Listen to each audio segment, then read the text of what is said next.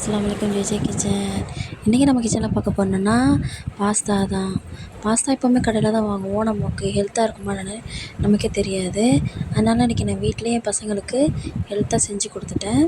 அதுக்கு முன்னாடி எப்போவுமே போல் நம்ம கோதுமை மாவு பனஞ்சி வச்சுட்டு அதுக்கப்புறமா வந்துட்டு ரொட்டி கட்டையில் சப்பாத்தி கட்டையில் இருக்குல்ல அதை போட்டு வளர்த்துட்டு அதுக்கப்புறமா லேயர் கட் பண்ணிவிட்டு எடுத்துக்கிட்டு அதுக்கப்புறமா நமக்கு என்ன டிசைன் வேணுமோ அது மாதிரி செஞ்சு வச்சுக்கலாம்.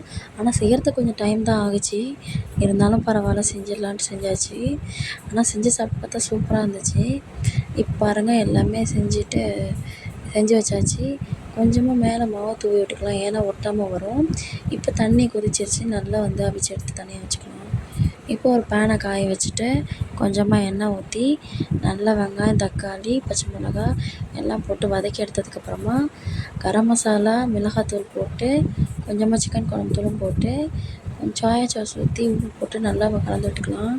இப்போ நம்ம அவிச்சு வச்சுருக்க பாஸ்தாவை கொட்டி நல்லா கிண்டி விட்டதுக்கப்புறமா ஒரு முட்டையை உடச்சி ஊற்றிக்கலாம்.